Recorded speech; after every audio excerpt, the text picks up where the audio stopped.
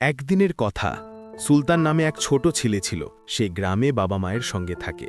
ঘরটা ছোট হলেও তাদের পরিবারে ভালোবাসার কমতি ছিল না। সুলতান ছিল একটু আলাদা, সবসময় নামাজ পড়ে, কুরআন পড়ে, আর একটাই প্রশ্ন করে, মা, জান্নাত কেমন দেখতে? মা হাসতেন, বলতেন, জান্নাত এমন এক জায়গা যেখানে দুঃখ নেই, কষ্ট নেই, সবাই খুশি থাকে। কিন্তু সুলতান ভাবত, এমন জায়গা সত্যিই আছে?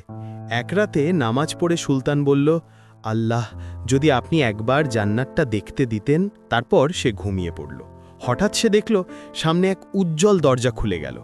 দরজার ভেতর থেকে এমন আলো বের হচ্ছে যা সূর্যের চেয়েও সুন্দর। বাতাসে ফুলের ঘ্রাণ, চারদিকে শান্তি। সে ভেতরে ঢুকল, দেখে অবাক। বিশাল বাগান, গাছের নিচ দিয়ে দুধের মতো সাদা নদী বয়ে যাচ্ছে। পাখিরা মিষ্টি সুরে গান গাইছে, মাটি থেকে সুবাস বের হচ্ছে। একজন ফেরেশতা এসে মৃদু হাসিতে বলল, এটাই জান্নাত সুলতান। এখানে কেউ কাঁদে না, কেউ কষ্ট পায় না, সবাই হাসে, সবাই শান্তিতে থাকে। সুলতান চারদিকে তাকিয়ে দেখে তার বাবা মা হাসছেন, বন্ধুরা খেলছে, সবাই খুশি। এমন দৃশ্য দেখে তার চোখে পানি চলে এলো, আনন্দের পানি। ঠিক তখনই সে ঘুম থেকে জেগে ওঠে। ভোর হয়ে গেছে।